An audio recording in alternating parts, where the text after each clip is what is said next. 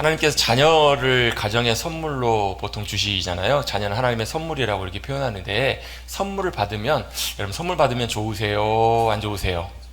좋으시죠? 기쁘시죠? 그리고 하나님께 주신 특별한 그 선물은요, 우리의 기쁨이 되고 우리가 사랑할 대상이 돼요. 우리가 사랑하게 돼요. 자식이기 때문에 너무너무 사랑해요. 나로부터 하나님께서 우리에게 주신 귀한 선물이기 때문에. 마찬가지로 여러분, 하나님께서도 자식과 같이 아담을 만드시고 하나님의 형상대로 아담을 만드시고 참 기뻐하셨어요. 왜요? 하나님께서 만드신 존재이기 때문에. 하나님께 사랑하시려고 만드신 존재이고 대상이기 때문에 너무너무 기뻐하셨다라는 거예요. 아담을 만드신 목적과 이유가 바로 그것입니다. 마찬가지로 저와 여러분이 잘났으나 못났으나 대단하나 못났으나 이러나 저러나 하나님께서 이 땅에 저와 여러분을 생명을 주시고 보내신 이유는 하나님께 사랑하셔서 그 사랑하시려고 저와 여러분을 보내시고 불러서 이 자리 가운데 세워주신 줄로 믿습니다. 뭐 하신다고? 하나님이 우리 사랑하시려고요. 사랑하셔서. 그래서 여러분 성경에 두 가지 큰 타이틀 메시지가 있잖아요. 십계명도 두 가지로 나눠 설명할 수 있잖아요. 하나님 사랑, 이웃 사랑. 왜요? 먼저 하나님의 사랑을 경험하고 아는 사람이 이웃을 하나님의 사랑으로 사랑할 수 있거든요. 방금 귀한 찬양 같이 고백했는데 우리가 서로 사랑하자. 사랑은 어디서부터 났다고요? 하나님께로부터 났다고요. 그 말은 하나님의 사랑을 알고 경험한 사람이 그 사랑으로 사랑할 수 있어요. 사람은 먹어야 살고요, 사람은 받아야 줄 수 있어요. 여러분, 그 하나님의 큰 사랑을 경험하고 누리시고 받아서 그 사랑을 흘려보낼 수 있는, 전할 수 있는 귀한 하나님의 사랑의 통로들, 복의 통로들, 기쁨들이 되시기를 간절히 주님의 이름으로 축원합니다.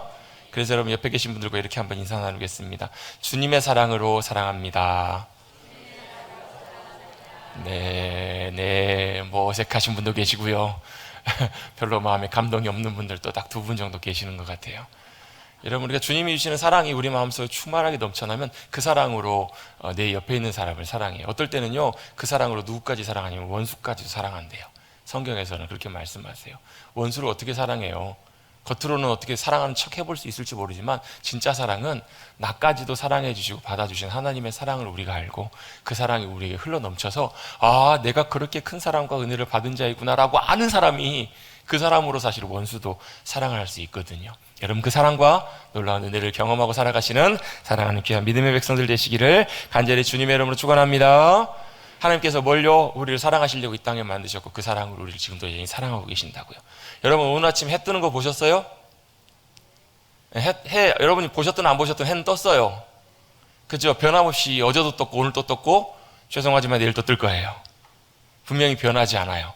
그걸 주님께서 말씀하시면서 아침 해가 일정하게 떠오르는 것처럼 하나님의 우리를 향한 하나님의 사랑과 신실하심은 변하지 않으신대요. 우리는 늘상 항상 잊어버리고 살거든요. 구름 끼면 아이고 오늘은 왜 이렇게 날씨가 흐린가? 어떤 목사님이 처음으로 비행기를 타고 외국을 한번 나가셨대요. 비행기를 처음 tas는데 날씨 너무 걱정이 되는 거예요. 왜요? 막 날씨가 막 난리예요. 막 비가 오고 막 바람이 불고 막 천둥이 치고 막 엉망진창이에요. 여행 첫 비행기인데 왜 그럴까 걱정하고 이러다 큰일 나는 거 아닌가 염려가 됐는데요. 염려할 필요가 있어요, 없어요? 없어요. 왜요? 비행기가요, 고도를 높여가지고 비행고도로 쫙 올라가니까 어떤 일이 벌어져요? 그 복잡했던 구름, 그 난리쳤던 그 막 바람이 불고 난리쳤던 그거 여러분, 그 위로 싹 올라가니까 뭐가 보여요? 새파란 하늘이 보여요. 정말로 맑고 환한 하늘이 보이더라는 거예요. 깜짝 놀라셨대요. 이렇게 비바람이 불고 구름이 가득해서 내가 살아가는 삶의 자리에서는 현실에서는 두렵고 날씨가 왜 이래 우울해지고 그랬는데 그 위로 쫙 올라가니까 여전히 거기는 뭐가 있더라는 거예요? 찬란한 밝은 빛이 있더라는 거예요. 아름다운 하늘이, 창공이 거기에 여전히 변함없이 그대로 있더라는 거예요. 여러분, 바로 그것이 하나님의 사랑인 줄로 믿습니다. 변함이 없다는 거예요. 여전히 거기에 있어요. 비록 때때로 비구름이 몰려오고 바람이 몰려오고 폭풍이 몰려오고 여전히 복잡하고 어려운 일들이 우리의 삶 속에 일어날 수 있어요. 근데 그럼에도 불구하고 해는 떠요, 안 떠요? 뜬다고요. 여전히 여러분 하나님의 역사하심과 하나님의 신실하심은 변함없이 주님의 놀라운 일들을 이루어가고 계심을 여러분 바라보고 믿음으로 의지하시고 경험하시는 사랑하는 믿음의 백성들 되시기를 간절히 바랍니다. 몇 주 전에 제가 한 몇 달 전에 소개했잖아요. 길을 만드시는 분. 그분이 때때로 그분이 보이지 않아도 느껴지지 않아도 그분의 사랑하심과 일하심이 진짜 하나님 함께 하신다 느껴지지 않아도 여전히 그분 뭐 하신다고요? 그분은 주님의 일들 여전히 행하고 계신다고요. 안 멈추신다고요. 믿어주시는 분만 아멘 하십시다. 왜요? 그분은 여전히 그렇게 신실하시고 우리를 사랑하시는 하나님이시니까요. 그 사랑으로 저와 여러분을 사랑하고 계심을 믿으시기를 바랍니다. 아멘. 사랑하신다고요. 그리고 주님께서 우리를 사랑하시는 우리들에게 또한 주시는 귀한 약속들이 있습니다. 성경은 뭐에 대한 책이냐면 하나님의 말씀에 대한 책인데요. 하나님의 말씀은 또한 동시에 뭐하고 연결이 되냐면 약속과 연결이 돼요. 여러분, 허투루 하는 그냥 하는 말 말고 보통 목적과 의미를 갖고 하는 말이라면 그 말이 뭐가 되는 거예요? 내일 제가 밥 사드릴게요. 이거 뭐가 돼요? 말임과 동시에 약속이 되잖아요.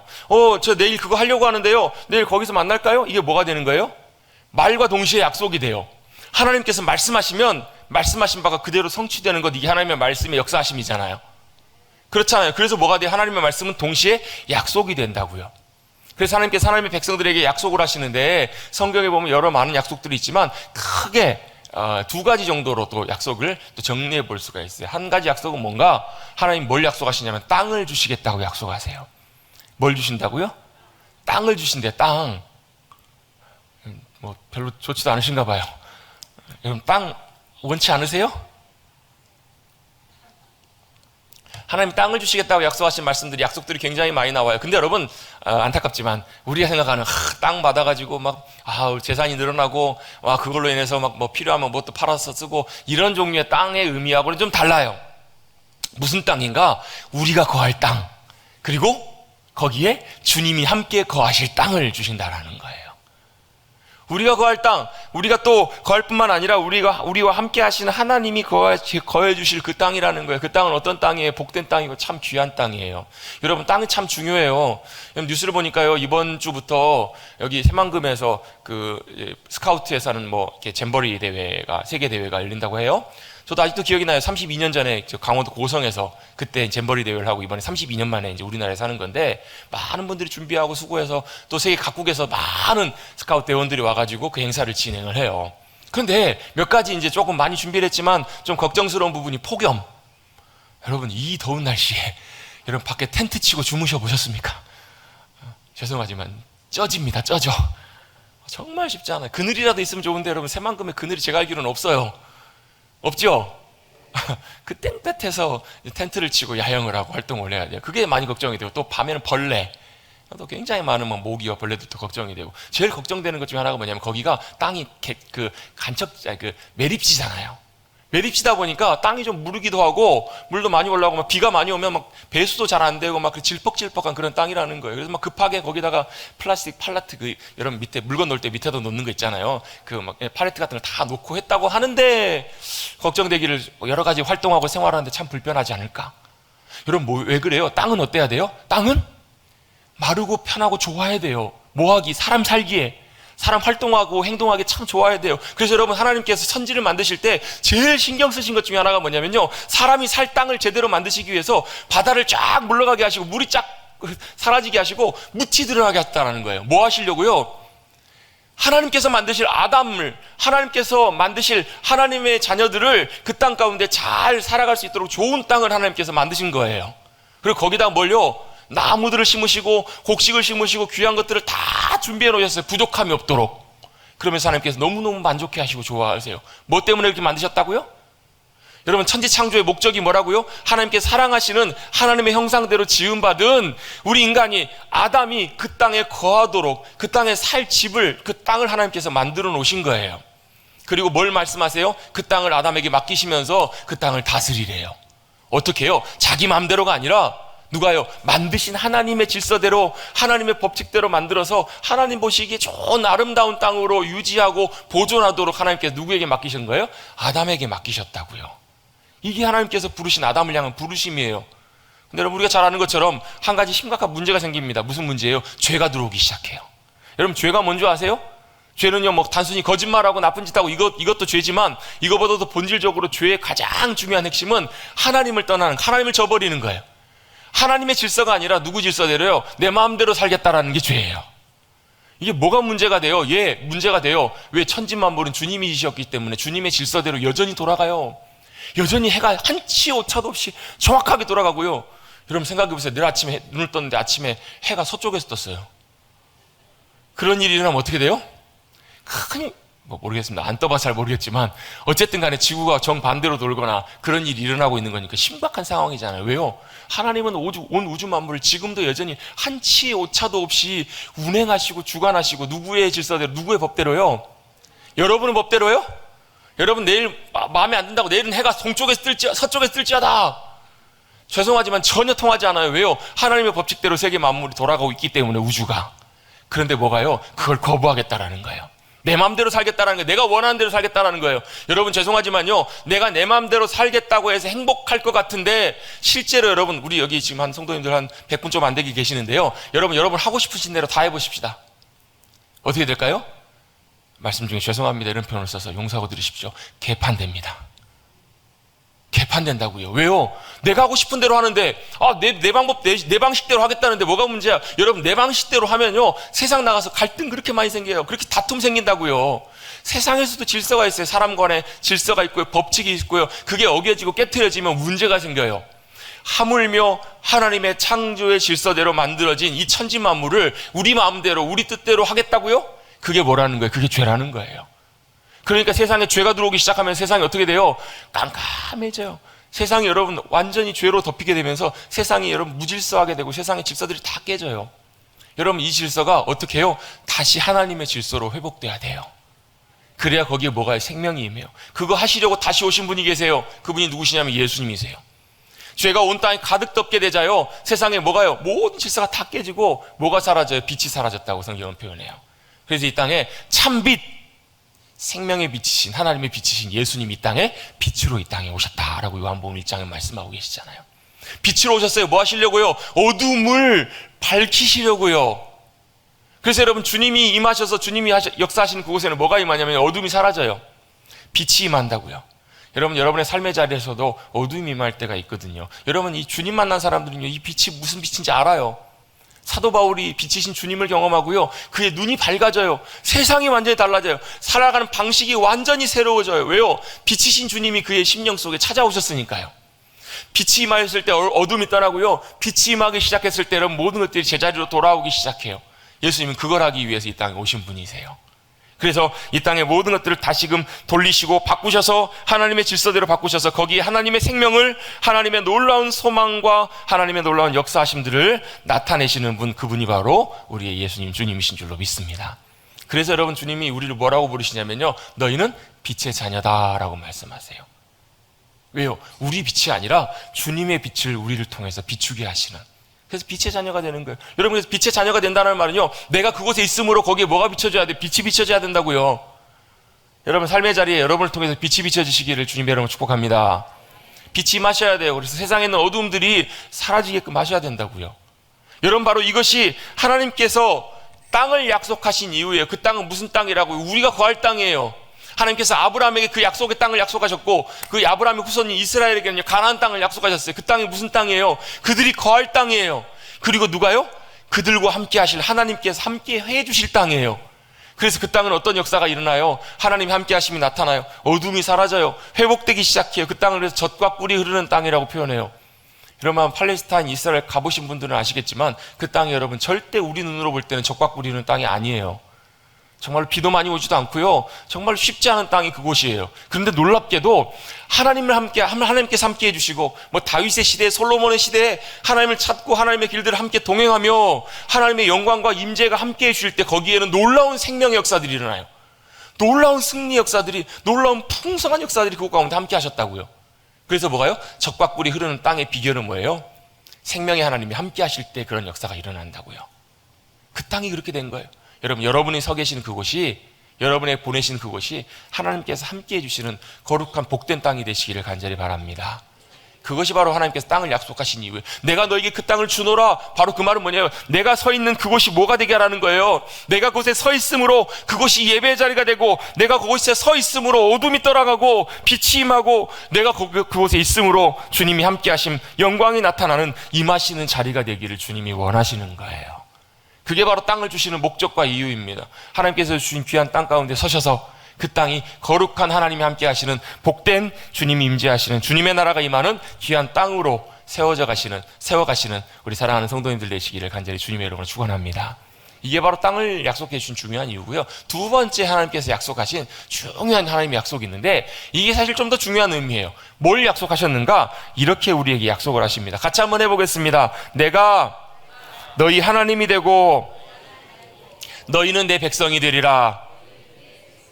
하나님이 약속하신 중요한 두 번째 약속이 뭐냐면 하나님이 우리 하나님 되어주신다라는 거예요.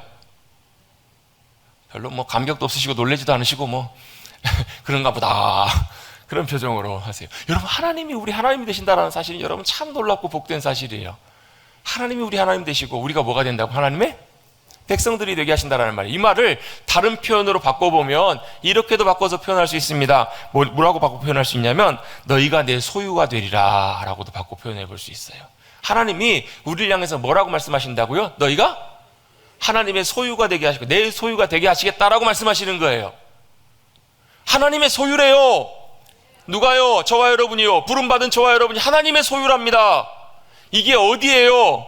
하나님의 등기부에 올라가 있어요. 하나님의 등기부에. 여러분, 세상에 있는 것도 모든 것들은 다 주인이 있잖아요. 땅도 주인이 있고 집도 주인이 있고 뭐 모든 재산의 모든 것들은 소유의 주인이 있습니다.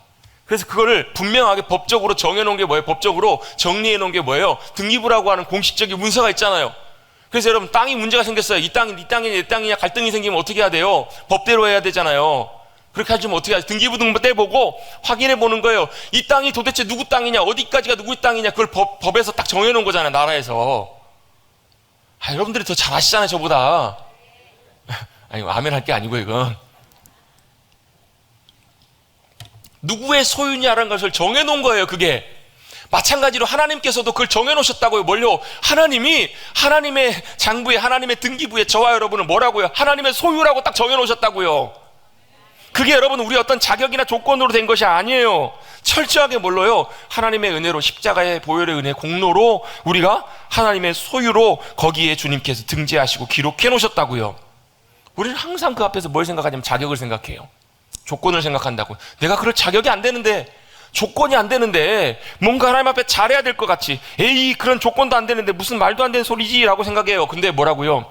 모든 것은 멋대로 해야 돼요. 법대로 하셔야 된다고요. 법대로 하셔야 돼요. 무슨 법이? 하나님의 법대로, 성경의 법, 말씀의 법대로. 말씀의 법에는 뭐라고 말씀하시는가? 여러분, 우리가 하나님의 소유된 것이 우리 자격이나 능력이나 우리가 하나님 앞에 뭔가 잘해드려서 한 것이 아니라고요. 100% 하나님께서 먼저 은혜의 손길로 우리를 부르셨고 선택하셨고, 그리고 자격 없는 우리들에게 뭘요? 아들 예수 그리스도 십자가에 죽이신 그 보혈의 대가로 저와 여러분을 사셨다고요.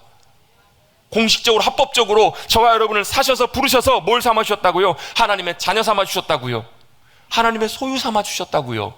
여러분, 여기다 조건을 붙이면 이건 성경적이지 않아요. 여기다가 자격이나 이런 거 붙이는 것 아니에요. 여러분, 하나님께서는 저와 여러분을 귀하게 부르시고 하나님의 소유로 삼아주신 줄로 믿습니다. 이걸 가장 대표적으로 성경에 잘 표현하고 있는 말씀이 오늘 본문에도 나오지만 사실은 출애굽기 19장 3절부터 6절까지 말씀이에요. 제가 자주 언급하는 말씀인데요, 이 구절이 굉장히 중요합니다. 하나님께서 이스라엘 백성들을 애굽에서 건져내세요. 출애굽시키세요. 여러분, 이 사건은 참 놀라운 사건이에요. 왜냐하면 종살이하고 있는 이들이, 종으로 살고 있는 이들이 자유케 될 확률은 없어요.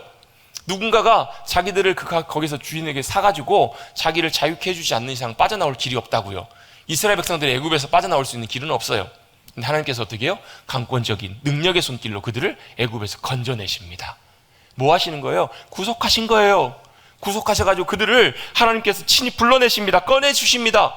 여러분, 저와 여러분도 구원받은 하나님의 백성임을 믿으신다면 하나님께서 세상으로부터, 죄와 사망과 죽음과 심판의 권세로부터 저와 여러분을 강권적으로 주님께서 붙드시고 건져내주시고 살리시고 하나님의 백성 삼아주셨음을 믿으시기를 간절히 주님의 이름으로 축복합니다. 믿으셔야 합니다. 흉내를 좀 내봤는데 못 알아들으신 것 같아요. 모르셔도 됩니다. 출애굽기 19장에 그렇게 하나님께서 이스라엘 백성들을 애굽에서 꺼내오셔서 건져내셔서 뭐라고 표현하자면, 독수리가 새끼를 날개를 낳아서 어분같이. 여러분, 독수리 훈련시키시는 거 아시잖아요. 여러분, 새끼를 어떻게 해요? 절벽에 떨어뜨려요. 못 나는 새끼를 떨어뜨려가지고 파닥파닥파닥거리면서 아이고 나 죽네, 엄마가 아닌가벼, 나 죽이려고 절벽에서 미네, 파닥파닥거려요. 그때 어떻게 해요? 떨어지기 직전에 독수리 엄마가, 어미 독수리가 날개 쳐가지고 날개로 쳐서 올립니다. 뭐 하는 거예요? 자꾸 강하게 훈련시키는 거잖아요. 여러분, 절대 독수리는요, 새끼 떨어뜨리지 않겠죠. 죽이려고 하는 것이 목적이 아니니까. 마치 하나님께서 이스라엘 백성들을 독수리가 새끼를 업음같이 업으셨대요. 업으셔가지고 어디로요? 하나님께로, 신의 산으로 지금 불러오신 거예요. 불러오시면서 주님께서 이런 말씀하십니다. 약속을 하십니다. 너희가 만약에 내가 너희를 구원해서 이곳 가운데 내가 나오게 했는데, 불러내었는데, 너희가 만약에 내 약속을 잘 듣고 하나님의 명령대로 주님과 잘 따라서 동행하면 뭐가 되게 하셨다고 말씀하시냐면 내 소유가 되게 하시겠다라고 말씀하세요. 하나님의 소유가 되게 하신대요. 하나님 것, 하나님의 것이 되게 하신다라는 거예요. 여기서 이 소유라는 말이 히브리 언어에는 세굴라라는 말인데요. 이 단어가 굉장히 성경에서 중요한 단어입니다. 소유라는 말이 그냥 내 것, 이거 아니에요, 여러분. 이거 누구 거예요? 이거 누구 거예요? 이건 2부 예배 때는 제 컵이 아닌데 1부 예배 때는 제가 제 컵 들고 올라오거든요. 제 컵 가져가지 마세요. 왜요? 내 거니까. 내 소유니까요. 내 소유라는 말이, 하나님의 소유라는 말이, 세굴라라는 말은 단순히 내 거, 내 소유, 이것만을 의미하는 것은 아니에요. 내 것인데, 내 것 중에서 어떤 것이냐면 가장 특별하고 가장 소중한 소유라는 의미입니다. 세굴라라는 말이 가장 중요하고 소중히 여기는 것, 그게 바로 하나님의 소유라는 말이, 그게 누구예요? 하나님의 자녀들이라는 거예요. 하나님의 백성들이라는 거예요. 저와 여러분이라는 말이에요. 그래서 여러분, 오늘 본문에 나오는 4절, 우리 4절 한번 같이 한번 읽어볼까요? 135편 4절 말씀 같이 한번 읽어봅니다. 시작. 여호와께서 자기를 위하여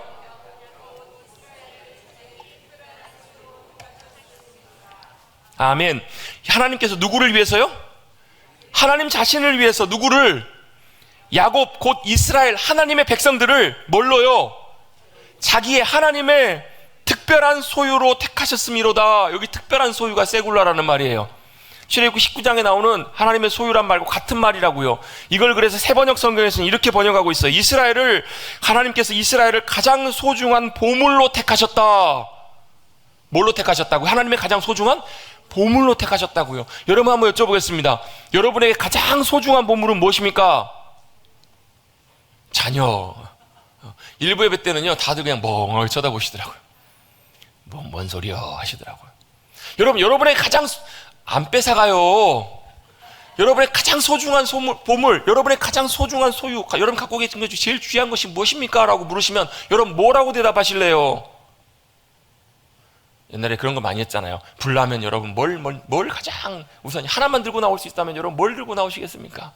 옛날에는 정말 철없을 때는 그랬어요. 성경책.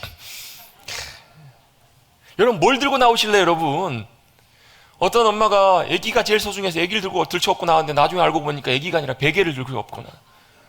여러분 그런 안타까운 일이 생기면 안 되잖아요, 여러분. 제일 소중한 게 무엇일까? 여러분 잘 모르시겠다면 여러분에게 소중한 게 뭔지를 잘 모르시는 분이에요. 아니면 여러분에게 소중한 것이 너무 많든지. 여러분 알라딘 요술 램프가 지니가 나와가지고 주인님 뭘 소원 하나 들어드릴게요. 뭘 들어드릴까요? 하는데 이러고 있다 가버리는. 여러분 그런 일이 생겨서는 안 되잖아요, 여러분. 하나님께서 솔로몬에게 나타나셔서 뭐라고 기브온 산당에서 뭐라고 말씀하세요? 내가 너에게 뭘 해줄까? 그랬더니 솔로몬이요 즉각적으로 하나님 앞에 대답해요. 주님 듣는 마음을 주십시오. 무슨 마음이에요? 무슨 말이에요? 백성의 마음을 잘 듣는 것 그것도 중요하지만 하나님의 말씀, 하나님의 음성을 잘 듣는 마음을 주십시오. 왜? 거기서 지혜가 나오는 거니까요. 그걸 구하잖아요. 하나님께서 얼마나 기뻐하세요. 여러분 만약에 하나님께서 여러분에게 오셔서 여러분에게 내가 한 가지 너에게 뭘 들어줄까? 다윗은 뭐라고 대답했는 줄 아세요? 저는 한 가지 소원이 있어요. 한 가지만, 그것만 있으면 돼요. 여호와의 집에서 하나님의 영광을 보며 하나님의 아름다우심을 보며 기뻐하는 거라고요. 왜요? 다윗은 하나님을 너무너무 사모했던 사람이니까. 여러분 뭘 원하세요? 여러분에게 뭐가 제일 소중하세요? 빨리 예배 끝나야 되니까 대답할 때 기다리면 설교 안 끝날 것 같아서. 하나님은요 이렇게 말씀하세요. 하나님에게서 가장 소중한 특별한 보물이 있다고. 그들이 누구라고요? 야곱 이스라엘이라고요. 가장 소중한 보물이 있다고. 누구라고요? 하나님께서 피값으로, 예수님의 피값으로 값주시고 사주신 저와 여러분이라고요. 구원하신 하나님의 백성들이라고요. 저와 여러분이 뭐라고 여러분? 저와 여러분이 도대체 뭐라고 하나님께서 저와 여러분을 그렇게 불러주시고 인정해 주시는가? 여러분 같이 한번 고백해 보겠습니다. 나는 하나님의 특별한 소유입니다. 가장 소중한 보물입니다. 아멘. 뭐라고요? 세굴라라는 말이 뭐라고? 가장 소중한 보물이라고요. 하나님께서 다른 것과 바꾸시지 않는, 여러분 얼마나 소중히 여기시고 귀히 여기셨으면 하나뿐인 아들 십자가에 죽이시면서까지 바꾸셔서 저와 여러분을 선택하셨겠냐고요. 네. 하나님께서 저와 여러분을 그렇게 소중한 보물로 불러주시고 소유 삼아 주셨어요. 여러분, 우리 어떤 분들 그런 생각하실 수 있어요. 우리가 내 인생 내 것이지 왜 하나님 것이래? 하나님 소유래. 여러분 그럴 것 같은데요. 죄송하지만 우리가 여러분 하나님의 소유로 살아가는 것이 여러분 얼마나 복되고 귀한 삶인지를 알면 그런 소리 안 해요, 여러분. 여러분 내 인생이 내 것이라고 생각하고 살면요 참 행복하고 좋을 것 같은데, 여러분 내 인생 내 소유라고 생각하고 살아가면요 뭘 해야 되냐면 내 인생을 내가 책임져야 돼요. 내가 내 인생 책임지고 내가 내 인생의 모든 것들을 감당해야 된다고요. 그런데 문제가 하나 있어요. 뭐가 문제냐면 그럴 능력이 우리에겐 없다고요. 안 돼요, 여러분. 잘할 수 있을 것 같은데, 될 것 같은데 우리 몸 하나도 건사하지 못해요. 제가 보면서 그런 거 많이 느껴요. 예전에는 안 그러셨던 것 같은데 금방 10년, 20년 지나고 나니까요 자신 몸 하나 건사하기 너무 힘들어서 지팡이 의지하고 누군가의 도움을 의지해야 되고. 여러분 그게 우리의 인생이잖아요. 어떻게 지나가요? 금방 지나가요. 눈 깜짝할 사이에 쑥 지나가 버린다고요. 뭐가 우리 인생이요. 그래서 사람들은 열심히 노력합니다. 내 인생을 잘 세워보려고, 내 인생을 잘해보려고 열심히 노력하고 열심히 소유하고 열심히 성취하기 위해서. 그래서 어떤 분들은 나름 성공도 하세요. 나름 어떤 것들도 얻어요. 나름 어떤 성과도 있어요. 그런데 죄송하지만 여러분 주님 우리 부르실 때요 그 부르심 앞에서 우리가 소유했던 모든 소유와 성공과 모든 것들 여러분 아무 의미 없이 사라져버려요. 여러분 정말 바람처럼 아무 의미 없이 지나가 버린다고요. 죽어라 해서 수없이 많은 재산을 모았어요. 근데 갑작스럽게 돌연사했어요. 그 재산 누구 거 될까요? 자식 거 될까요? 아니요. 그렇게라도 되면 감사하죠. 나중에 공중분해돼 버릴까 하면 서로 싸우고 치고받고 해갖고 금방 다 없어져 버려요. 도대체 그것이 우리의 인생일까? 아니요. 하나님은 저와 여러분을 그렇게 만드시지 않으셨다고요. 하나님의 소유된 인생을 살아간다는 것은 뭐예요? 하나님이 함께 해주신다는 거예요. 하나님이 함께 해주시기 때문에 뭐 하는 거예요? 하나님께 주신 풍성한 것들을 누리며 살아갈 수 있다고요. 내 것은 아닌데 하나님의 소유로 살기 때문에 하나님의 성경은 그렇게 말씀하세요. 은도 하나님 것이고 금도 하나님 것이래요. 세상 천지만물이 누구 것이라고? 하나님의 것이라고요. 그럼 뭐예요? 우리가 하나님께 속해 있으면 하나님의 그 모든 것들을 우리가 누리며 살아갈 수 있는 귀한 특권과 은혜가 저와 여러분 가운데 약속되는 거거든요. 절대 같이 한번 고백해 보시겠습니다. 하나님이 공급자 되십니다. 우리의 삶을 책임지십니다. 여러분 하나님이 우리의 소유가 하나님이 우리를 소유 삼으셨다라는 말씀은 바로 하나님이 우리와 함께 하신다는 거, 그것이 우리에게 복이고 유익이고 하나님이 책임지시고 붙들어 주신다라는 거예요. 여러분 여러분의 인생 여러분이 책임지지 마시고 하나님의 소유됨, 하나님이 우리를 하나님의 소유 삼으셨다는 것을 알고 하나님의 부르심 그 받은 자녀로서 하나님의 귀한 복된 주시는 은혜를 누리고 살아가시기를 주님의 이름으로 축복합니다. 이게 바로 하나님의 우리의 소유 삼으신 귀한 삶의 의미라는 거예요. 여러분 이 소유의 의미들을 잠깐만 몇 가지만 정리해서 나누려고 합니다. 첫 번째, 하나님이 우리를 소유 삼으셨다, 특별한 소유로 삼으셨다라는 말은, 소유라는 말은 속해 있다라는 말이에요. 그 말은 특별한 관계를 말합니다. 즉 하나님과 우리와의 관계가 무슨 관계냐면 특별한 관계래요. 특별한 관계. 무슨 관계예요? 특별한 관계인데 그 특별한 관계가 무슨 관계냐고요? 무슨 관계냐면요 사랑의 관계로 주님께서 저와 여러분 부르신 거예요. 주종 관계가 아니에요. 상하 관계가 아니라고요. 여러분 가정에 가보시면 부모님 있고 자녀가 있습니다. 무슨 관계예요?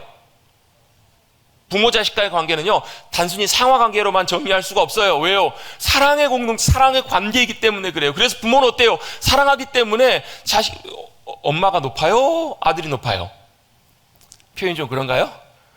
아버지가 높아요? 딸이 높아요? 누가 높다고 무슨 얘기를 하겠어요. 왜요? 사랑의 관계이니까.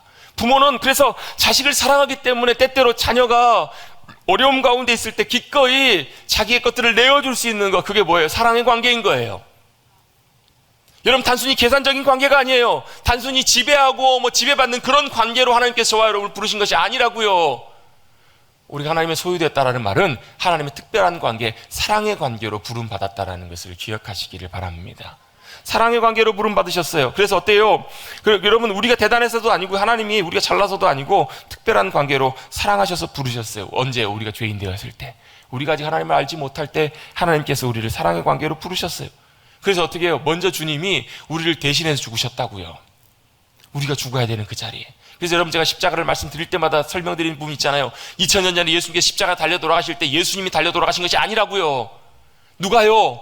저와 여러분이 대신 죽어야 되기 때문에 저와 여러분이 죄와 사망의 권세 가운데 죽고 심판의 권세 가운데 나가야 된다고. 여러분 죄송하지만 우리 여러분 주님 알지 못하고 이 땅 가운데 살다가 죽으면요 그 우리의 인생에 대한 심판대가 기다리고 있다고요.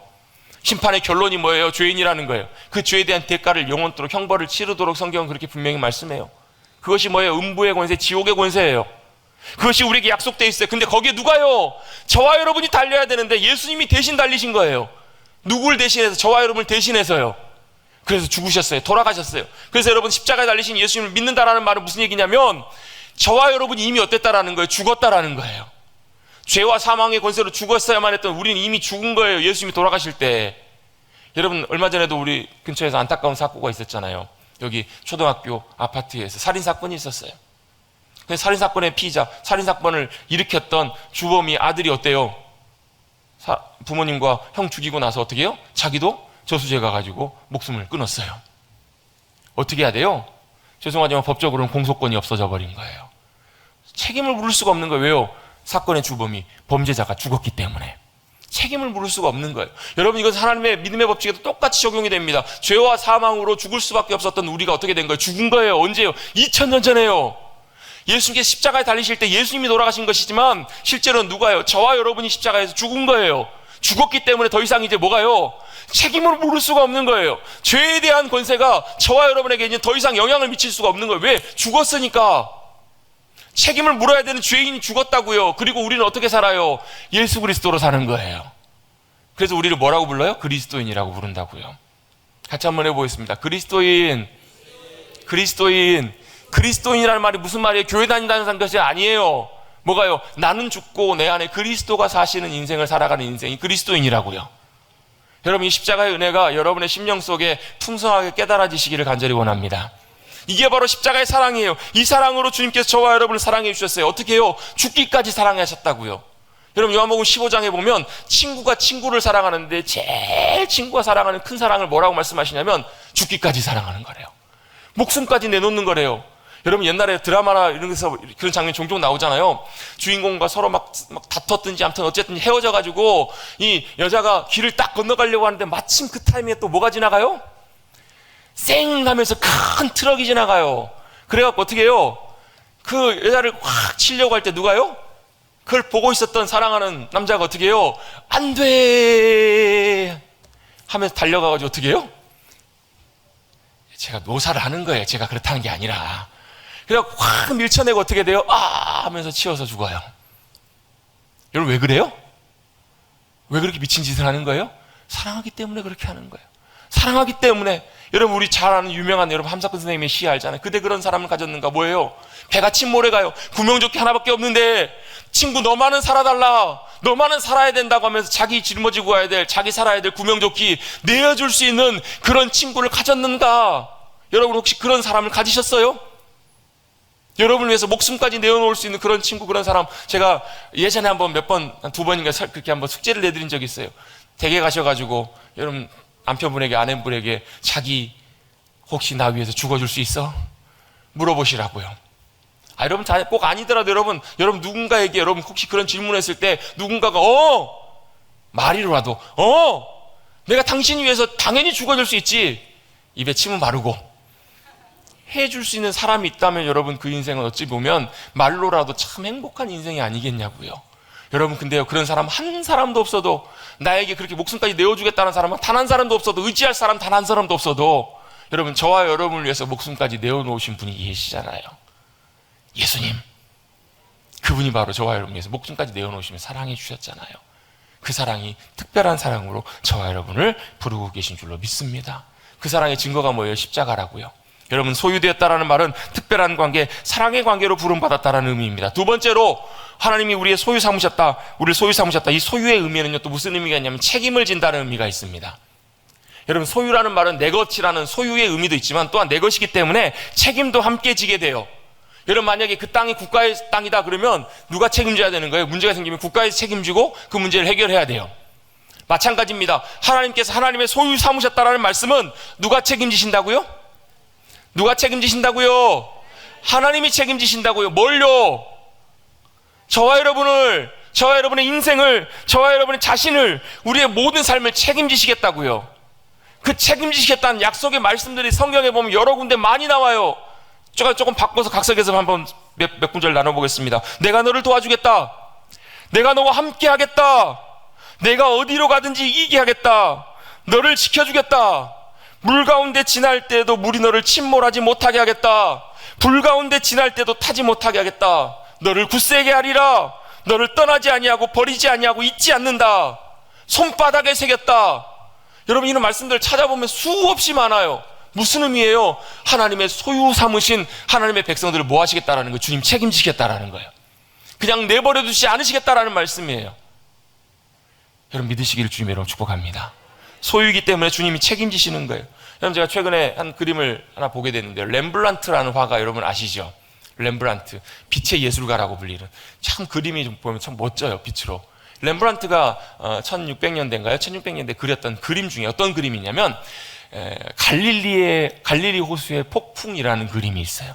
여러분, 예수님 제자들과 함께 갈릴리 바다를 지나갈 때 폭풍을 만난 그 성경의 말씀 있죠? 그걸 배경으로 그림을 그린 것 같아요. 저도 그림 보고 깜짝 놀랐어요. 너무너무 리얼해요. 사실적이에요. 혹시 보신 분 계세요? 렘브란트가 그렸던 갈릴리 호수의 폭풍 보신 분? 그 정도의 소양과 문화적인 수준들이 다 있으실 거라고 생각합니다. 그래서 여러분, 한번 여러분을 위해서 한번 보시라고 한번 준비를 제가 했는데요. 한번 잠깐만 혹시 준비되어 있으면 한번 띄워봐 주실 수 있을까요? 안 돼 있으려나요? 화면이 좀 어두워서 잘 안 보일 것 같은데요. 얼핏 보이세요? 예, 풍랑이 어마어마하게 치고 있죠? 파도가 엄청나게 치고 있어요. 배가 어때요? 위태위태해 보여요. 배에 보면요, 몇몇 사람들 있습니다. 아마 제자들과 함께 탔던 사람들 같은데요. 앞에 있는 사람들 보면 돛을 붙잡고 어떻게든지 풍랑 가운데 배가 전복되지 않도록, 또 죽지 않기 위해서 애쓰고 있는 사람들이 있습니다. 또 그 중간에 있는 사람들 또 보면요, 부둥켜 안고 어떻게든지 좀 살아보려고 애쓰고 있는 사람들이 있어요. 반대로 맨 뒤편에 좀 어두운 쪽에 보면, 배 뒤편에 보면 누가 있어요? 그 가운데 그림에 보면 그런 그림이 나와요. 예수님과 같은 분이 한 분이 계세요. 주무시고 계시는 것처럼. 그리고 그 주변에 몇몇 사람들에게 뚱 둘러앉아 있는 그런 모습이 있습니다. 뭐라는 거예요? 그 그림이 묘사하는 게 뭐죠? 풍랑을 만나서 지금 죽게 생긴 거예요. 근데 그 배 안에 누가 계세요? 예수님이 계시는 거예요. 제자들은 죽겠는 거예요. 여러분, 제자들이 누군지 여러분 잘 아시는 것처럼 바다에 여러분 능숙한 전문가들이에요. 전문가들이 볼 때 여기서 좀 더 가면 이제 배에 넘어간다, 배에 무너진다, 그러면 우린 죽는다 라고 이렇게 사람들이 예상을 하고 지금 몸부림치고 있는 거예요. 그런데 여러분, 우리가 들어야 될 소리는 전문가의 소리보다도 더 중요한 소리가 있어요. 하나님의 소리를 우리가 들어야 돼요. 우리가 하나님 그분을 신뢰하고 믿는다면, 하나님 그분이 우리의 삶을 책임지신다는 것을 믿는다면 누구의 소리를 들어야 되는가? 하나님의 소리를 들어야 된다는 거예요. 사실 이들이 배 안에 저런 풍랑을 만나면서도 그들이 염려하거나 걱정할 필요가 없었던 이유가 있습니다. 바로 뭐예요? 그 배 안에 주님이 계시기 때문에. 그 주님이 어떤 분이세요? 이제 화면 켜주셔도 됩니다. 화면 돌려주셔도 됩니다. 주님이 그 문제를 해결하실 능력 있는 분이시기 때문에 그래요. 여러분, 우리 인생에 아무리 심각한 위기가 찾아오고 그 문제가 생겨도 염려할 필요가 없는 이유는 그 가운데 주님이 거하시고 주님이 길을 내실 것이기 때문에, 그 가운데 주님이 길을 내시고 역사하실 것이기 때문에. 왜요? 하늘 보좌 버리시고 죽기까지 우리를 사랑하셔서 이 땅에 오신 분이 주님이시잖아요. 요한복음 13장 1절에 이렇게 말씀합니다. 6월절에 예수께서 자기가 세상을 떠나 아버지께로 돌아가실 때가 이른 줄 아시고 세상에 있는 자기 사람들을 사랑하시되 끝까지 사랑하시니라. 어떻게 사랑하셨다고요? 끝까지 사랑하셨다고요. 언제까지요? 세상 끝날까지. 지금 이 순간도 우리의 삶의 순간마다 끝까지 포기하지 않고 우리를 사랑하신다. 그 주님의 사랑이 여전히 우리를 붙들고 계시고 그 사랑이 우리를 책임지고 계심을 기억하시기를 간절히 바랍니다. 그래서 여러분, 주님의 소유라는 말을 바꿔서 표현해보면 이렇게도 표현할 수 있어요. 내 것은 내가 책임진다. 하나님의 소유는 누가 책임지신다고요? 하나님 책임지신다고요. 세 번째, 소유의 중요한 의미가 있습니다. 소유는 하나 되어 가는 거예요. 하나 되어 가기 때문에 뭐예요? 그분의 것이 우리의 것이 돼요. 뭐가요? 주님의 권세와 능력이 우리의 능력과 권세로 역사하실 수 있다라는 거예요. 아멘. 뭐가요? 주님의 소유이기 때문에 주님의 귀한 권세와 능력이 우리의 권세와 능력이 될 수 있는 거예요. 주님의 권세와 능력이 우리와 함께 해줄 수 있는 거예요. 무슨 권세와 능력이요? 어둠을 깨트리는 주님의 권세와 능력이에요. 여러분, 사람의 일 때문에 여러 가지 걱정할 여러 가지 많은 고민들 때문에 그 문제가 나를 덮을 때 내 힘으로, 내 지혜로, 내 능력으로 그 문제 풀려고 하지 마세요. 여러분, 안 풀려요. 안 되는 문제는 안 돼요. 여러분, 내가 감당할 수 없는 문제, 도저히 안 되는 문제는 안 된다고요. 여러분 혹시 그 문제들이나 갈등들이 생겼을 때 여러분 눈에 보이는 대상 사람들과 그 문제와 싸우고 씨름하지 마세요. 에베소서 6장에서는 우리에게 분명히 말씀합니다. 우리가 싸우는 싸움은 우리 눈에 보이는 싸움이 아니라고. 그게 진짜 싸움이 아니라고. 뒤에 보이지 않는 혈과 육에 대한 싸움이 아니라 뒤에 보이는 영적인 어둠의 권세들과의 싸움이라고요. 사람과 싸우기 시작하면 사단이 더 좋아해요. 갈등 생기기 시작하면 사단이 더 좋아해요. 뭐 하셔야 된다고요? 주님의 권세와 능력을 의지하시라고요. 주님의 권세와 능력으로 그 모든 결박들과 어둠의 권세들을 깨트려 주시고 주님께서 길을 내시고 해결하시도록 역사하시도록 믿음으로 구하시라는 거예요. 왜요? 우리가 하나님의 소유이기 때문에. 하나님과 하나 되고 있기 때문에 하나님과 하나 돼서 주님의 권세와 능력으로 우리 가운데 함께해 주실 수 있기 때문에 그래요. 그래서 뭐 하셔야 돼요? 기도하셔야 돼요. 무슨 기도요? 주님의 능력과 권세가 우리 가운데 함께해 주시도록, 붙잡아 주시도록, 주님의 놀라운 역사하심이 함께해 주시도록. 세상의 논리와 지혜로는 여러분 다 설득되진 않아요. 그래서 뭐가 필요해요? 주님의 능력과 권세가 필요해요. 여러분 우리가 할 수 없는 일, 우리가 감당할 수 없는 상황 속에서도 주님의 권세와 능력이 함께해 주실 때 놀라운 승리와 주님의 역사하심들이 나타나게 될 줄로 믿습니다. 최근에 저도 개인적으로 여러 가지 또 교회적으로도 여러 가지 많은 일들과 상황들이 있었는데요. 문득 그런 생각이 좀 들었어요. 하나님의 은혜와 도우심이 정말 필요한데 이게 사람의 방법으로는 사람으로서 해결할 수 없는 많은 일들이 있는데 그 앞에서 참 걱정도 되고 염려도 되고 여러 가지로 참 복잡한 그런 마음들과 생각들이 많이 이렇게 들게 되었어요. 많이 그런 일들을 많이 이렇게 겪게 됐는데요. 문득 엊그저께 제가 지금 전주에는 성경 통독도 하고 여러 가지 일들이 있어가지고 한동안 계속 이제 운동을 못 하다가 오랜만에 한 3주 만인가요? 한 30분 정도 이제 운동을 했어요. 운동을 하고 땀이 나서 이제 씻고 이렇게 하고 있는 와중에 갑자기 불현듯 그런 생각이 문득 드는 거예요. 그렇구나. 주님의 권세, 주님의 능력, 그런 생각들이 머릿속에 번뜩 떠오르기 시작한 거예요. 우리 능력으로 감당할 수 없는 일, 사람의 일들, 사람의 마음, 사람의 여러 가지 관계, 갈등, 내 뜻대로 내 마음대로 안 되는 이런 모든 상황 속에서 뭐가 필요하다고? 주님의 권세와 주님의 능력, 주님의 역사하시는 것들이 필요하겠구나 라는 생각이 문득 들기 시작한 거예요. 짧은 순간에 문득 들면서 그렇군요. 주님의 능력과 권세, 주님의 역사하심, 주님의 능력이 이 시간 함께 해달라고 역사해 주시도록, 그리고 어둠과 모든 묶고 있는 모든 결박과 견고한 진들을 주님께서 깨트려 주시라고, 역사해 주시라고. 주님, 이건 사람의 일들로 사람의 힘으로 할 수 있는 것이 아니네요 라고 잠깐 짧은 순간에 믿음으로 기도했어요. 선포했어요. 그랬더니 참 마음에 큰 확신과 평안한 마음들이 제 마음속에 찾아오더라고요. 그 순간에. 그런데요, 그렇게 씻고 나와서 딱 봤더니요, 핸드폰에 전화가 와 있어요. 부재중 전화가 2통화가 와 있어요. 누구에게 온 전화였냐면 최정현 집사님이 하신 전화였어요. 최정현 집사님이 저에게 전화를 하셔가지고 부재중 전화를 다시 드렸더니, 집사님 전화를 받으세요. 목사님, 저 집에 퇴원했어요. 퇴원하고 집에 오셨다는 거예요. 그저께 집에 오셨다고. 그러면서 본인이 그때 4월 이제 말에 뇌출혈을 쓰러지셨잖아요. 수술을 하시고 병원에서 2주 있다가 퇴원하시면서 재활병원으로 가시면서 병원에서 내린 진단이 그거였어요. 자립보행 불가. 스스로 걷는 것은 어렵습니다.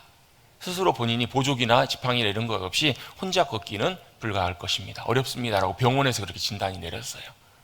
3개월 가까운 시간 동안, 2달 반 동안 재활병원에서 성도님들이 많이 기도해 주시고, 저도 그거 알아요. 우리 권사님들 중에서 눈물로 아침마다 저녁마다 우리 집사님 잘 하나님께서 회복시켜 주시도록 기도하고 같이 우리 교회가 함께 또 기도했어요. 재활병원에서 집사님도 정말로 열심히 재활하셨다라는 거예요. 그리고 나서 이 2달 반이 지나고 놀라운 일이 일어났어요. 여러분 아마 이따 혹시 궁금하시면 1층에 아동부실에 가시면 여름성경학교 앞에 이렇게 붙어 있어요. 2023년 여름성경학교 코람데오 1점이 붙어 있어요. 그 누가 쓰셨을까요? 최정현 집사님 써서 붙여놓으셨어요. 보내셔가지고. 오늘 원래 2부 예배 때 오시기로 하셨는데 좀 집사님 계시네요.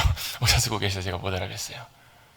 저는요, 순간 그 순간에 전율이 들었어요. 왜요? 제가 그렇게 믿음으로 기도하고 순간 돌아서서 받았던 전화가 집사님 전화예요. 여러분은 우연이라고 생각하실지 모르겠지만 저는 분명히 그런 확신과 담대함이 있어요. 주님께서 일하실 때 주님의 놀라운 역사하심. 사실 제가 김경 집사님하고 한 3주 정도 전에 연락을 받고 그 이후로 연락을 못 받았는데요. 마음속에 사실 인간적인 걱정이 있었어요. 왜냐하면 좋은 소식이 있었으면 아마 조금 집사님이 회복되고 호전되시는 소식이 있다면 아마 분명히 전해주셨을 텐데 그런 소식이 안 들려오는 걸 봐서 이게 길어지려나 보다. 재활의 과정이 좀 길어져서 어쩌면 6개월, 어쩌면 1년 좀 장기간 이렇게 싸워야 될 일일 수도 있겠다라고 하면서 걱정도 많이 됐어요. 잘 회복이 안 되시면 어떻게 하나 걱정이 됐어요. 전화 받았는데요. 목소리가 아프시기 전에나 지금이나 그 이후나 전화를 받았을 땐 똑같아요. 여러분 물론 많이 좀 기도해 주십시오. 아직까지 약간 그 마비 증상들이 아직은 많이 남아있어서 치료와 회복이 좀 더 필요하다고는 하십니다. 그런데 너무너무 감사하고 너무너무 놀라웠어요. 왜요? 그게 바로 뭐예요? 주님의 권세와 능력이에요. 주님의 역사하심이에요.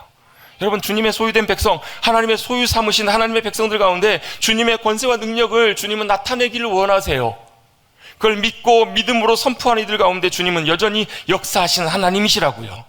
뭐예요? 우리가 바로 하나님의 소유된 주님의 백성들이니까. 특별한 하나님의 소유이기 때문에. 여러분 오해하지 마십시오. 우리에게 특별한 기적이나 역사하심들이 안 일어난다고 하나님의 소유가 아니고 하나님의 특별한 하나님의 사랑과 은혜를 경험하는 것도 아니에요. 그건 전혀 상관이 없어요. 그래서 뭐 하라는 거예요? 오늘 성경의 본문에 1절부터 21절까지 말씀 딱 두 가지를 말씀하세요. 한 가지는 뭐냐면 하나님의 특별한 소유라는 것. 그리고 두 번째는 뭐냐면 하나님의 특별한 소유된 하나님의 백성들아 뭐 하라고요? 하나님 찬양하라고요. 하나님을 송축하라고요. 하나님 감사하라고요. 왜요? 이유가 있어요. 하나님의 소유된 우리가 믿는 하나님이 어떤 분이시라는 거예요. 크고 광대하신 하나님이시라고요. 그리고 큰 일을 행하신 하나님이시라고요. 여러분 한번 시간 나시면 집에 가서 한번 읽어보세요. 말씀들 보면 하나님은 하나님이 계획하시고 기뻐하시는 모든 일들을 바다와 땅과 모든 깊은 데 가운데서도 행하시는 하나님이시라고요. 그렇기 때문에 뭐 하라고요? 찬양하라고요. 그렇기 때문에 감사하라. 오늘 시편 본문은 우리에게 끊임없이 말씀해 주고 계십니다. 여러분 하나님 그분을 찬송하시고 송축하시고 감사하며 높이시는 저와 여러분 되시기를 간절히 주님의 이름으로 축복합니다. 찬양이 뭐예요? 하나님의 크신 하나님 되심을 송축하고 높여드리는 거예요. 하나님의 위대하심, 신실하심, 선하심을 기뻐하며 높여드리는 거, 그게 찬양이에요. 그게 경배예요. 그게 뭐예요? 예배예요. 여러분 우리가 찬양할 수 있을 땐 찬양하는데요, 찬양할 마음이 안 들 때, 찬양할 도저히 마음의 상태가 안 들 때 그때도 뭐 하셔야 돼요? 찬양하셔야 돼요. 그때 찬양하시면 어떤 일이 일어나는 줄 아세요? 찬양할 수 없을 때 찬양하기 시작하면요, 찬양할 수 있는 마음들이 부어져요. 왜요? 하나님이 얼마나 크신 하나님이신지 그 주님이 찬양 가운데 임하시고 역사하시고 만나주시거든요. 여러분 우리가 이 땅 살아가면서 그 크신 하나님 높고 위대하심, 여러분이 찬양하잖아요. 주님의 높고 위대하심을 내 영혼이 찬양해요. 언제요? 주님의 높고 위대하심이 어떤 것인지 우리가 알게 될 때, 하나님이 어떤 분이신지를 알게 될 때 우리는 가만히 있을 수가 없다고요.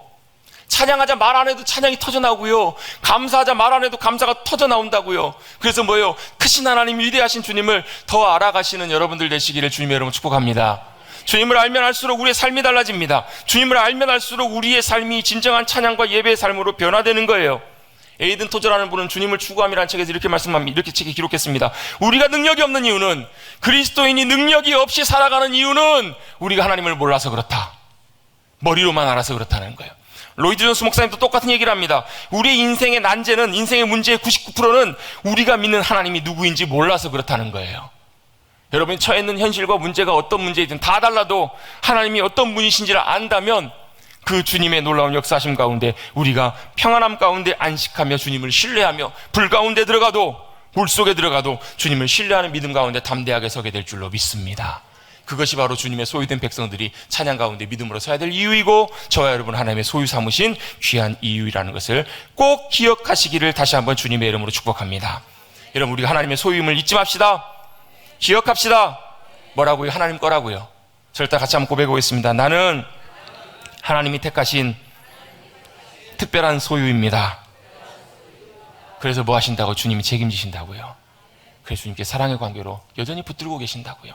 그 일하신 하나님, 크신 일을 행하실, 우리 가운데 놀라운 길을 여시고 놀라운 역사하실 그 주님을 기뻐하며 찬양하며 주님과 동행하시는 귀한 믿음의 백성들 되시기를 간절히 주님의 이름으로 축복합니다. 그 큰 일을 행하신 주님께 찬양하며 믿음으로 나갑니다.